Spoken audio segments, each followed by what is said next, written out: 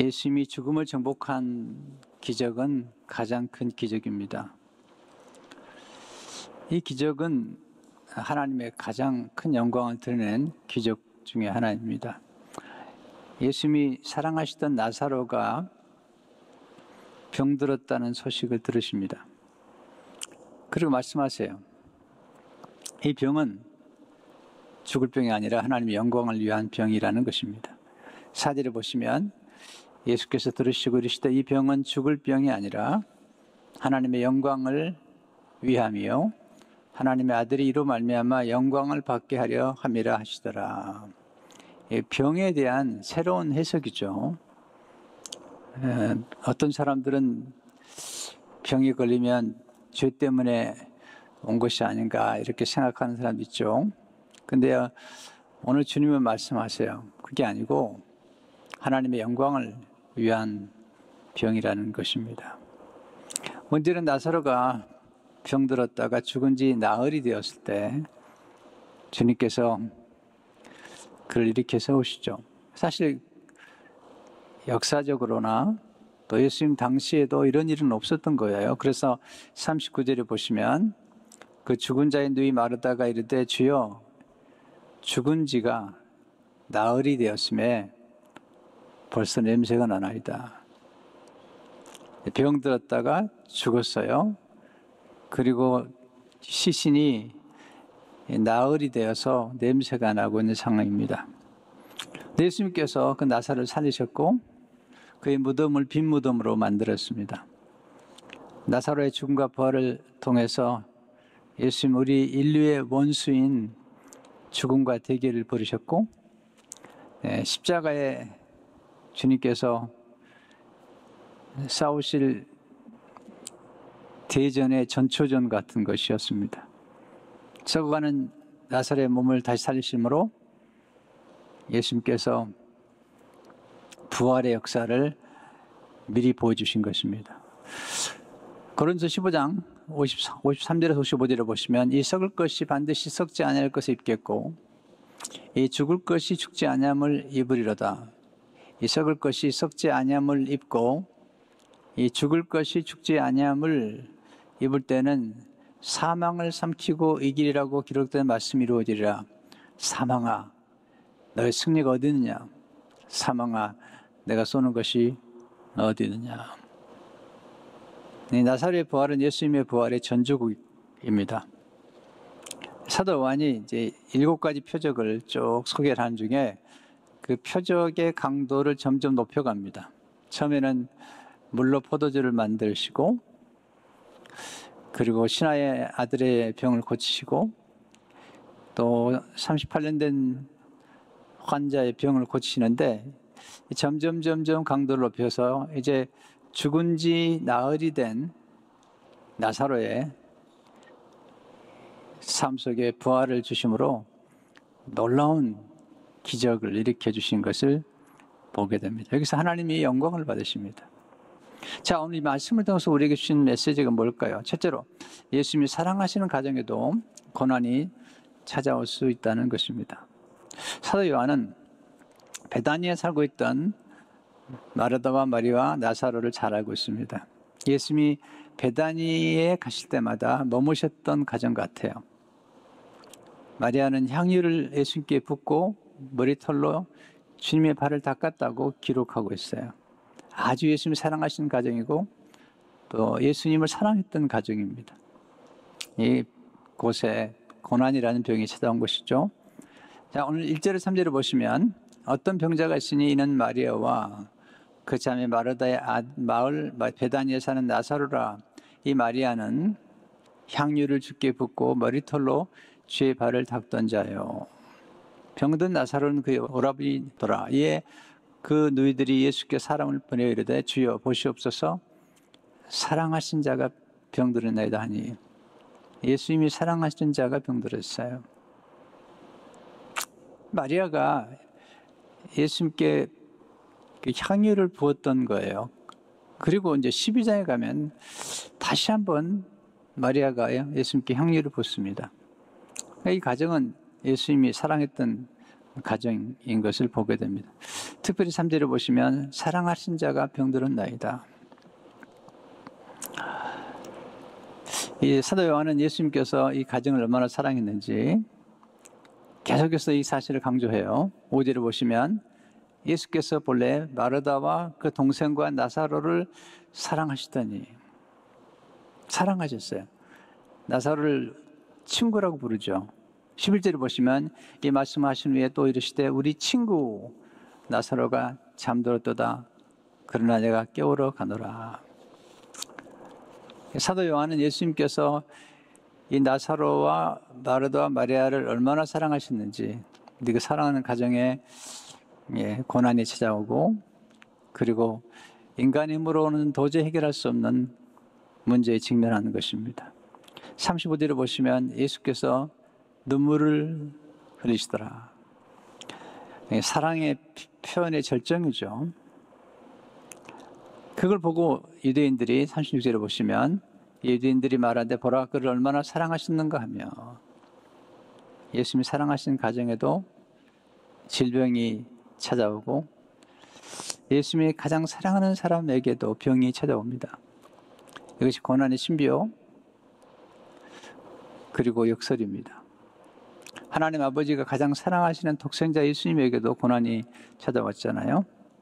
사랑하기 때문에 고난이 면제되는 것이 아니라 오히려 사랑하기 때문에 고난을 허락하시고, 그리고 그 고난을 통해서 하나님이 영광을 드러내시는 것입니다. 그것이 하나님의 신비로운 사랑의 역설이요 고난의 역설인 것입니다. 우리 인생 여정에서 병이 우리를 찾아올 수 있습니다. 거센 폭풍과 같은 고난이 우리를 찾아올 수 있습니다.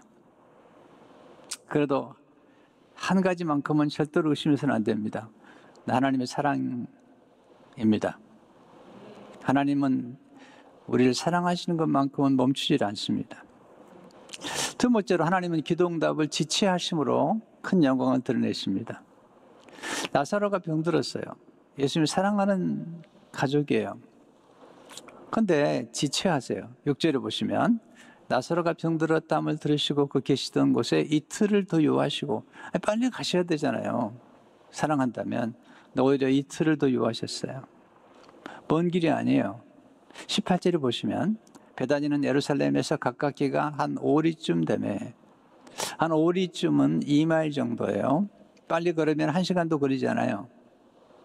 나중에 마르다가 예수를 만나서 안타깝게 말씀하죠. 21절에 마르다가 예수께 여짜오되 주께서 여기 계셨더라면, 조금 일찍 오셨더라면 내 오라버니가 죽지 아니하였겠나이다.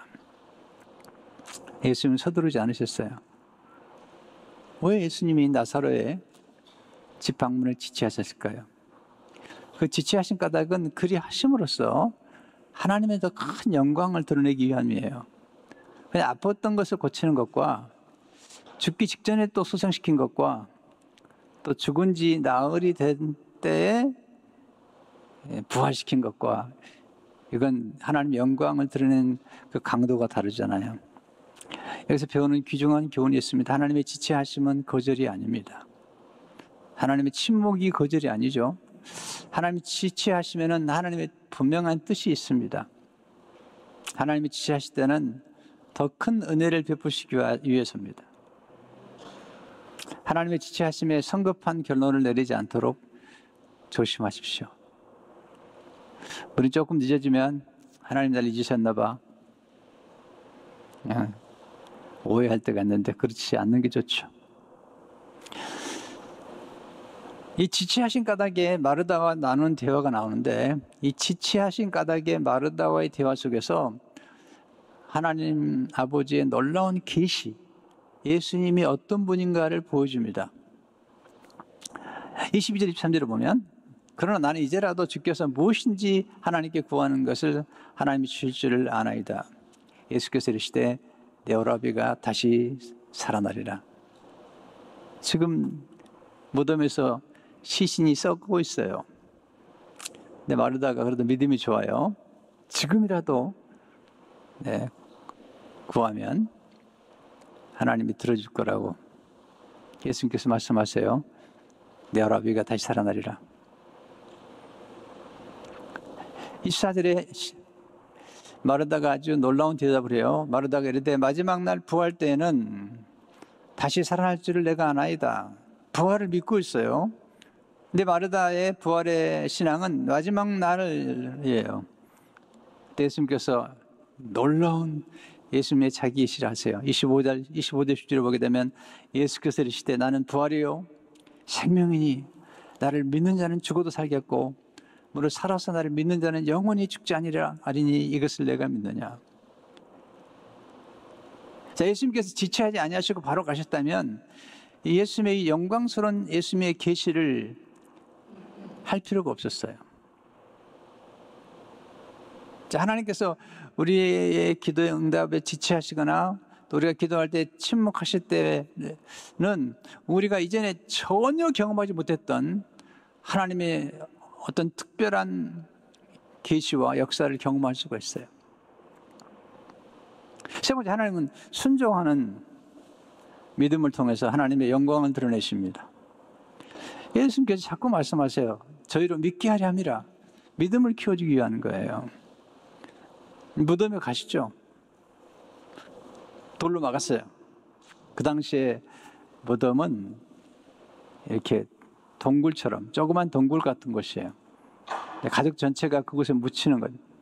아브라함, 사라, 야곱 묻혔던 것이 막벨라 굴이잖아요. 예수님도 부자의 무덤인데 조그만 굴이죠. 그곳에 묻힌 거죠. 나사로도.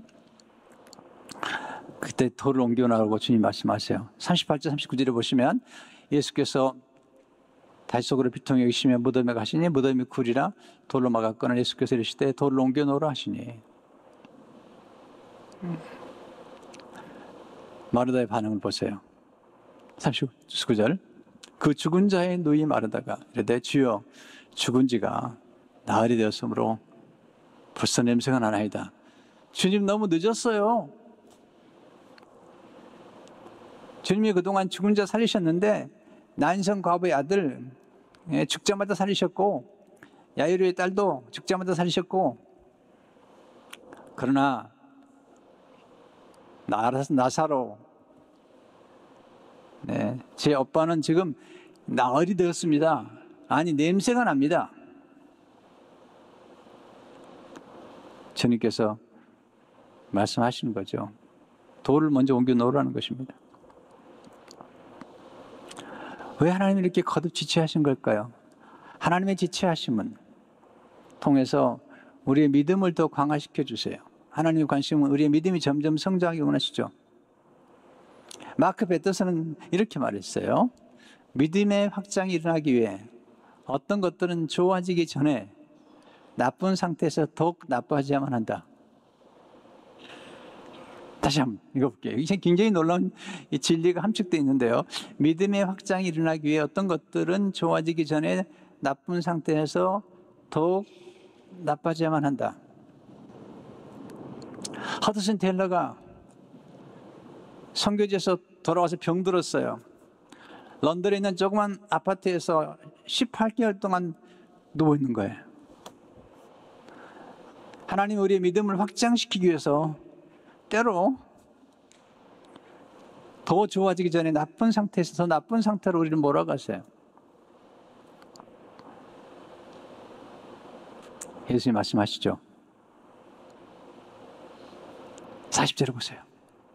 예수께서 이르시되 내 말이 내가 믿으면 하나님 영광을 보리라 하지 아니하느냐 하시니 내가 믿으면 성경적 믿음의 원리는 우리가 보고 믿는 게 아닙니다. 믿으면 보게 되는 거예요. 아니 조금 더 설명하면 순종하면 보는 것이죠. 믿는다는 것은 순종하는 것이잖아요. 하나님만이 기적을 일으키시는 분이에요. 우리가 할 일은 믿고 순종하는 것이죠. 예수님이 돌을 옮겨놓을 때 기적을 행하시죠. 41절에 보시면 돌을 옮겨놓으니 순종했죠. 순종은 기적을 낳습니다. 순종하는 순간 하나님의 구체적인 기적이 시작됩니다. 순종은 기적을 담는 그릇과 같습니다. 순종은 기적을 창조하는 환경을 만드는 것입니다. 네 번째, 예수님 감사를 통해 하나님의 영광을 드러내시죠. 돌 옮겨 놓으니까 기적을 창조하는 환경을 만들어 놓으시니까 감사하세요. 41절 42절에 보면 돌 옮겨 놓으니 예수께서 눈을 들어 우리를 보시고 이르시되 아버지여 내 말을 들으신 것을 감사하나이다. 항상 내 말을 들으시는 줄을 내가 알았나이다. 그러나 이 말씀 없는 것은 들러선 무리를 위함이니 곧 아버지께서 나를 보내신 것을 그들로 믿게 하려 함이니이다. 놀라운 감사기도 먼저 들으시고 나서 살리시죠. 저는 감사에 관심이 참 많아요. 감사를 통해서 기적을 많이 경험했기 때문이죠.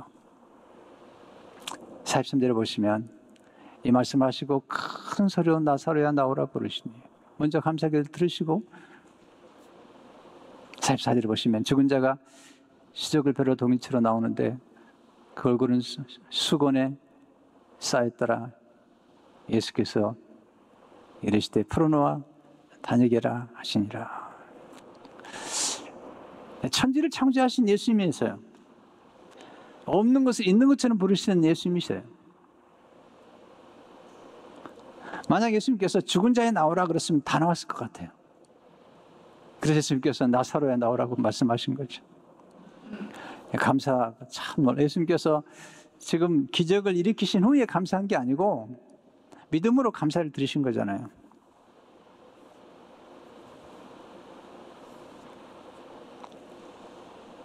감사하게 되면 은혜가 더 놀랍잖아요.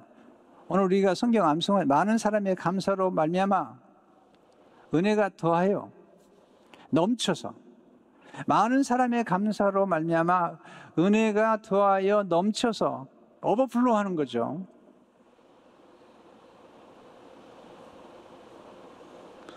올해 우리 교회 표가 감사잖아요. 감사로 하나님께 영광을 돌리는 공동체잖아요. 한 사람의 감사도 중요하죠. 근데 많은 사람의 감사, 많은 사람의 감사로 말미암아 은혜가 넘쳐, 은혜가 많아져서 넘치는 거잖아요. 은혜가 더해져서 넘치는 거잖아요. 여러분, 우리가 은혜도 제가 성경 공부하면서 늘 질문했던 질문이 뭐냐면 은혜도 더 큰 은혜가 있고 더 많은 은혜가 있고 복도 더 큰 복이 있고 또 차고 넘치는 복이 있더라고요. 진짜 원리에 관심이 많아요. 그래서 자세히 보면 이렇게 순종하고 감사할 때 하나님의 축복이 차고 넘치는 것을 보게 되죠. 은혜가 더하여 넘치는 것이 많은 감사를 통해서 감사는 죽은 자를 살리는 능력입니다. 감사는 기적을 창조하는 능력이에요. 감사는 역전의 드라마를 만드는 능력입니다. 감사는 벼랑 끝에서 웃게 하는 능력이죠. 하나님 벼랑 끝까지 몰아가시는 거죠. 아직 게임 끝난 게 아닙니다. 지금 우리 상황이 어떻든 간에 정말 여러 가지 어려운 상황이 있을 수 있어요. 저는 알아요. 저도 경험했습니다. 하나님 말씀하시죠. 결론을 내리지 말라고 아직. 끝나기 전까지는 끝난 것이 아니라고. 하나님이 아직 마침표를 찍지 않았어요. 쉼표만 찍어놓은 거예요. 너무 속단하지 않도록. 또 하나님이 지체하신 후에 기적을 베푸시거나 은혜를 베푸실 때는 더 복리로 컴파운드를 많이 경험하잖아요. 지금 나사로의 가정이 그런 경험을 하고 있는 거잖아요. 지체하시고 침묵하셨더니 더 머무르고 더 지체하신 후에 더 놀라운 역사를 일으키신 거잖아요. 인류 역사상 그 당시까지, 예수님 당시까지 죽은 자가 사흘이 지난 다음에 이렇게 소생의 경험을 한 것은 없거든요. 하나님 벼랑 끝에서 웃게 하시는 분이세요. 때로 하나님은 우리 기도에 즉각 응답하시기도 해요. 저는 그런 경험을 했어요. 기도의 골방에 들어가서 기도하는데 연락이 와요. 즉각 응답을 경험했어요. 근데 사실은 즉각 응답 응답이라기보다도 하나님이 기도할 걸 알고 미리 준비하셨던 것 같아요. 마치 아브라함이 모리아산에서 이삭을 바칠 걸 아시고 순양을 준비하는 것처럼, 즉각 준비한 것은 아니잖아요. 미리 준비해 놓으신 거잖아요. 근데 우리가 기도할 걸 알고 순종할 걸 아시고 미리 준비해 놓으셨다가 기도하거나 순종할 때 눈을 열어주시고 보게 하시고 그리고 응답을 경험하게 하세요. 때로 그렇게 역사하세요. 때로 하나님 우리 기도에 더디 응답하세요. 한참을 지체하시면 응답하세요. 우리를 벼랑 끝으로 몰아가시는 거예요. 그 벼랑 끝에서 역사하시면 하나님의 영광을 드러내시는 거죠. 하나님 벼랑 끝에서 웃게 하시는 분이세요. 하나님이 하신 일이 보면 놀라워요. 이사야 61장 3절을 보세요. 슬퍼하는 자에게 화관을 주어 그 죄를 대신하며 기쁨의 기름으로 그 슬픔을 대신하며 찬송의 옷으로 그 근심을 대신하시고, 나사렛의 죽음을 통해서 많은 사람들이 예수를 믿게 된 거죠. 45절을 보세요. 마리아에게 와서 예수께서 하신 일을 본 많은 유대인이 그를 믿었으나, 물론 안 믿은 사람도 있었지만 많은 사람들이 예수님께서 지체하심으로 마리아의 집에 위로하러 왔던 유대인들이 예수를 믿게 되고 부활의 영광을 보게 된 거거든요. 그리고 요한복음 12장에 보면 이 마리아가 옥합을 깨뜨려요. 요한복음 11장과 12장을 보게 되면 12장 전에 옥합을 깨뜨린 경험이 있었던 것 같아요. 11장의 영광을 다시 한번 본 마리아가 예수님의 영광의 길, 십자가와 부활의 그 길을 가는 걸 알고 옥합을 또 한번 깨뜨려요. 그래 많은 사람들이 나사로 때문에 예수를 믿게 돼요. 11절을 보세요. 12장 11절인데요. 나사로 때문에 많은 유대인이 가서 예수를 믿음이로라. 요한복음 12장 11절에 보면 나사로 때문에 많은 유대인이 가서 예수를 믿음이로라. 여러분이 아팠다가 나았습니까? 아니면 어려운 일을 겪은 후에 또 잘 됐습니까? 목적이 있습니다. 그것은 전도를 위해서, 선교를 위한 것입니다. 어떤 분은 병 나으니까 더 죄를 져요. 하나님 축복해 주니까 그 축복을 가지고 죄를 져요. 하나님 기뻐하지 않습니다. 하나님이 우리의 삶 가운데 기적을 베풀어 주시고 우리의 삶 가운데 어려움 중에서 성공케 하시고 승리케 하셨다면 거기에 목적이 있습니다. 그 목적은 전도입니다. 그 목적은 선교입니다. 하나님의 놀라운 영광을 드러내기 위한 것입니다. 가장 큰 기적은 죽은 자가 살아나는 게 아닙니다. 가장 큰 기적은 유대인들이, 예수님을 공격했던 유대인들이 예수를 믿게 된 것입니다. 가장 큰 기적은 저와 여러분들이 예수를 믿게 된 것입니다. 가장 큰 기적은 예수님의 십자가의 보혈이 우리의 모든 죄를 용서하고 예수님 십자가에서 부활하셨다는 사실을 믿는 것 자체가 기적인 것입니다. 하나님이 가장 사랑하신 자에게도 고난이 찾아옵니다. 하나님 그 고난을 영광으로 바꾸세요. 고난이 깊어지고 고통이 깊어질 때 낙심될 수 있습니다. 그러나 기억하세요. 낙심하지 마십시오. 하나님의 사랑을 끝까지 신뢰하십시오. 우리의 마지막은 역전과 반전입니다. 정말 마지막은 우리가 천국 가는 거잖아요. 맨 마지막에 가장 큰 영광스러운 길로 들어가는 것이잖아요. 예수님은 죽음을 정복하셨어요. 죽음을 죽이셨어요. 사망을 사망시키셨어요. 그리고 부활의 영광을 드러내신 것입니다. 하나님은 지체하심을 통해서 축복하시는 분이세요. 이제 우리 가진 일은 예수님을 증거하는 일입니다. 하나님 우리 삶 가운데 형통도 주시고 승리도 주시고 더 큰 은혜도 주시고 은혜가 더 넘치는 것을 경험하게도 하시는 분이시잖아요. 언제나 광야가 아닙니다. 언제나 고난이 계속되는 게 아닙니다. 예수님 십자가에 돌아가신 다음에 계속 죽으신 게 아닙니다. 다시 부활하셨습니다. 나사로도 다시 부활했습니다. 물론 예수님과 다른 차원의 부활이긴 하지만 이런 놀라운 역사가 나타나는 것입니다. 하나님은 지금도 살아서 역사하십니다. 우리가 할 일은 믿는 것입니다. 믿으면 영광을 보게 됩니다. 순종하면, 돌을 옮겨 놓으면 하나님이 역사하시는 겁니다. 성도 여러분, 오늘 살아계신 하나님을 의지하고 하나님 놀라운 영광을 바라보면서 어려움 중에도 감사 기도를 드리는 가운데 여러분의 생각 가운데 놀라운 기적이 계속되기를 주님 여러분 축원합니다.